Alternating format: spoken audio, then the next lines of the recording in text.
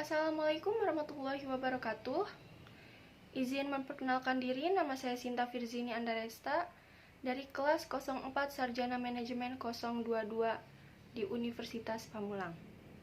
Di sini saya akan menjelaskan materi tentang pengendalian biaya tenaga kerja pada mata kuliah akuntansi biaya sebagai nilai tugas akhir. Pengendalian biaya tenaga kerja. Biaya tenaga kerja merupakan biaya yang dikeluarkan untuk membayar para pekerja yang bekerja pada suatu perusahaan. Biaya tenaga kerja adalah untuk pembayaran yang dinamakan upah. Menurut V. Wiratna 2015, gaji karyawan adalah biaya yang dibayarkan oleh perusahaan kepada karyawan tetap perusahaan. Misalnya, pimpinan, karyawan administrasi yang gajinya dihitung bulanan. Untuk menghitung gaji didasarkan pada kartu hadir, sedangkan upah adalah biaya yang dibayarkan perusahaan kepada karyawan didasarkan pada jumlah jam kerja. Pembayaran bisa dilakukan mingguan atau pembayarannya dapat didasarkan pada unit yang dihasilkan. Biaya tenaga kerja dapat dikelompokkan menjadi 1. Biaya tenaga kerja produksi, terdiri dari gaji karyawan pabrik, biaya kesejahteraan karyawan pabrik, upah lembur karyawan pabrik, upah mandor pabrik, dan gaji manajer pabrik. 2. Biaya tenaga kerja pemasaran, terdiri dari upah karyawan pemasaran, biaya kesejahteraan karyawan pemasaran, biaya komisi pramuniaga, dan gaji manajer pemasaran. 3. Biaya tenaga kerja administrasi dan umum, terdiri dari gaji karyawan bagian akuntansi, gaji karyawan bagian personalia, gaji karyawan bagian sekretaris, biaya kesejahteraan karyawan bagian akuntansi, biaya kesejahteraan karyawan bagian personalia, dan biaya kesejahteraan karyawan bagian sekretaris atau sekretariat. Komponen biaya tenaga kerja yang harus dipertimbangkan dalam sistem penggajian dan pengupahan. 1. Gaji dan upah pokok. 2. Program upah insentif, terdiri dari A. Program insentif individu, B. Program insentif kelompok, dan C. Program insentif organisasi perusahaan. 3. Upah lembur dan premi lembur.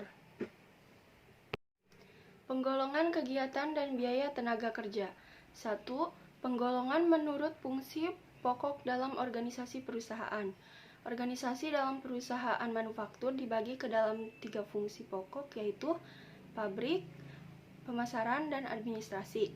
2. Penggolongan menurut kegiatan departemen-departemen dalam perusahaan, misalnya departemen produksi suatu perusahaan kertas, terdiri dari 3 departemen, yaitu bagian pool, bagian kertas, dan bagian penyempurnaan. Sedangkan departemen non-produksi digolongkan menjadi biaya tenaga kerja bagian akuntansi, biaya tenaga kerja bagian personalia, dan lain sebagainya. 3. Penggolongan menurut jenis pekerjaannya. Dalam suatu departemen, tenaga kerja dapat digolongkan menurut sifat pekerjaannya. Misalnya, dalam suatu departemen produksi, tenaga kerja digolongkan sebagai berikut: operator, mandor, dan supertender. 4. Penggolongan menurut hubungan dengan produk. Dalam hubungan produk, tenaga kerja dibagi menjadi tenaga kerja langsung dan tidak langsung. Karakteristik biaya tenaga kerja. Biaya tenaga kerja dalam manufaktur dapat dibedakan menjadi 1. Biaya tenaga kerja tidak langsung, yaitu biaya tenaga kerja yang ditelusuri kepada produk yang dihasilkan, merupakan biaya utama untuk menghasilkan produk dan jasa tertentu dan secara langsung diidentifikasi kepada produk. 2.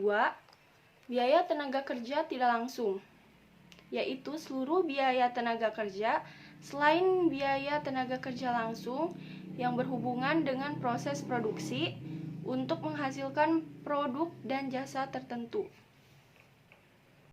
Pengendalian biaya tenaga kerja. A. Produktivitas tenaga kerja. Produktivitas tenaga kerja merupakan ukuran prestasi dengan menggunakan tenaga kerja manusia sebagai tolak ukur. Produktivitas merupakan jumlah produk dan jasa yang dihasilkan seorang pekerja, atau dengan kata lain sebagai efisiensi yang mengubah sumber daya manusia menjadi suatu produk dan jasa tertentu. B. Pengukuran produktivitas. Produktivitas harus dapat diukur, dapat dianalisis, dapat dipahami, dan dapat dibuat laporan yang akurat. Pengukuran produktivitas tujuannya adalah untuk menampilkan suatu indeks yang lebih akurat guna membandingkan hasil sesungguhnya dengan standar persentase yang ditetapkan. C. Tuntutan mutu. Produktivitas tenaga kerja sangat besar pengaruhnya terhadap mutu dan biaya, yang sering disebut sebagai biaya tuntutan mutu. Biaya ini dapat dikategorikan yaitu biaya pencegahan, biaya peningkatan mutu, dan biaya kegagalan internal. Alasan pemisahan biaya tenaga kerja langsung dan tidak langsung. 1. Agar informasi yang dihasilkan dapat menunjukkan suatu biaya produk yang lebih tepat dan mempermudah pelaksanaan pengendalian atau biaya tenaga kerja. 2. Agar pengukuran efisiensi dari biaya tenaga kerja langsung berdasarkan kepada jumlah unit yang selesai, sedangkan dari biaya tenaga kerja tidak langsung tidak berhubungan banyak dengan jumlah unit produk yang dihasilkan. 3.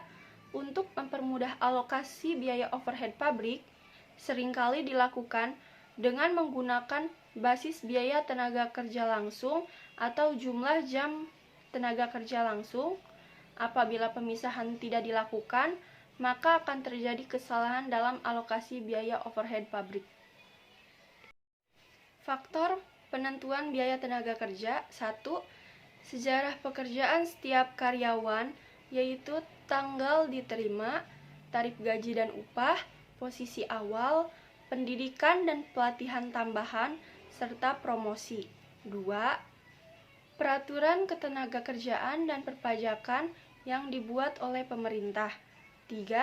Penetapan waktu dan biaya tenaga kerja untuk tujuan pembandingan. 4. Sistem kompensasi untuk setiap jenis pekerjaan. 5. Jam kerja, tarif gaji dan upah, total penghasilan, serta potongan gaji dan upah untuk setiap karyawan. Biaya-biaya yang terkait dengan tenaga kerja.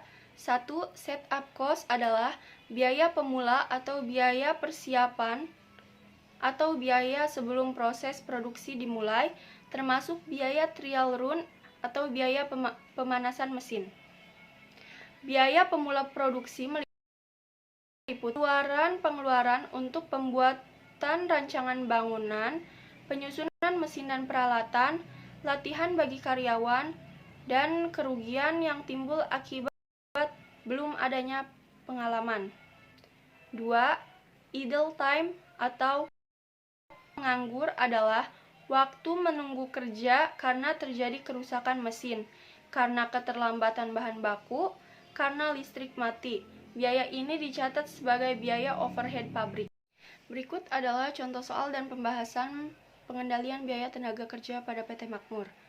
PT Makmur menetapkan standar keluaran untuk setiap karyawan per minggu 300 unit dengan jam kerja 40 jam per minggu dan tarif overhead per jam Rp1.500. Berikut data karyawan selama minggu pertama bulan Mei 2014.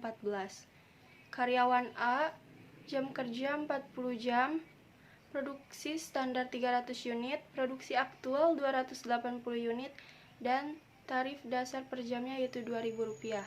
Karyawan B, jam kerja 40 jam, produksi standar yaitu 300 unit, produksi aktual 330 unit, tarif dasar per jam yaitu Rp2.000. Karyawan C, jam kerja 40 jam, produksi aktual 345 unit dan tarif dasarnya itu Rp2.000. Karyawan D, jam kerja 40 jam, produksi standar 300 unit, produksi aktual 360 unit, tarif dasar per jamnya yaitu Rp2.000. Karyawan E, jam kerja 40 jam, produksi standar 300 unit, produksi aktual 480 unit, dan tarif dasar per jamnya yaitu Rp2.000. Karyawan F, jam kerja 40 jam, produksi standar 300 unit, produksi aktual 390 unit, dan tarif dasar per jamnya yaitu Rp2.000. Pada data PT Makmur diminta A. Hitunglah rasio efisiensi, B. Hitunglah tarif efektif per jam, C. Hitunglah total penghasilan masing-masing karyawan, D. Hitunglah biaya tenaga kerja per unit, E. Hitunglah BOP per unit, F. Hitunglah biaya konversi per unit. Berikut adalah perhitungan PT Makmur. Perhitungan biaya per minggu, karyawan A, B, C, D, E, dan F. Produk standar, karyawan A 300, karyawan B 300, karyawan C 300, karyawan D 300, karyawan E 300, dan karyawan F 300. Produk aktual, karyawan A 280, karyawan B 330, karyawan C 345, karyawan D 360, karyawan E 420, dan karyawan F 390. Tarif dasar, karyawan A 2.000, karyawan B 2.000, karyawan C 2.000, karyawan D 2.000, karyawan E 2.000, dan karyawan F 2.000. Rasio efisiensi. Rasio efisiensi didapat dari produk aktual dibagi produk standar. Karyawan A tidak ada rasio efisiensi. Karyawan B, karyawan C 1,15, karyawan D 1,20, karyawan E 1,40, dan karyawan F 1,30. Tarif efektif didapat dari tarif dasar dikali rasio efisiensi. Karyawan A 2.000, karyawan B 2.200, karyawan C 2.300, karyawan D 2.400, karyawan E 2.800, dan karyawan F 2.600. Total upah didapat dari jam kerja dikali tarif efektif.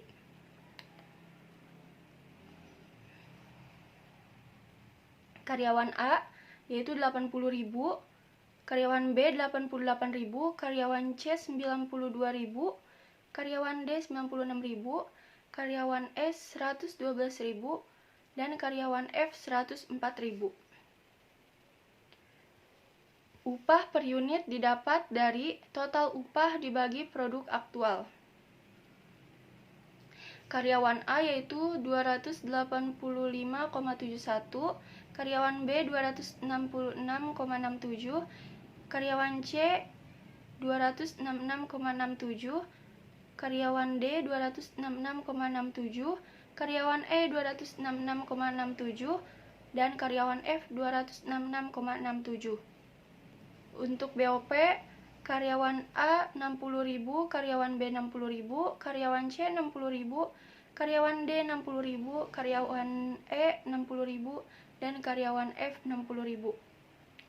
BOP per unit didapat dari BOP dibagi produk aktual. Karyawan A yaitu 214,29, karyawan B yaitu 181,82, karyawan C yaitu 173,91, karyawan D yaitu 166,67, karyawan E yaitu 142,66, dan karyawan F yaitu 153,85. Untuk biaya konversi per unitnya didapat dari upah per unit ditambah BOP per unit. Karyawan A yaitu 500, karyawan B 448,49, karyawan C yaitu 440,58, karyawan D yaitu 433,34, karyawan E yaitu 408,53, dan karyawan F yaitu 420,52. Kesimpulan. 1. Produktivitas perusahaan harus terus dijaga dan ditingkatkan agar perusahaan terus berkembang dan dapat mendapatkan biaya yang lebih kecil sehingga mendapatkan laba yang lebih tinggi. 2. Pemberian insentif untuk karyawan sangatlah penting.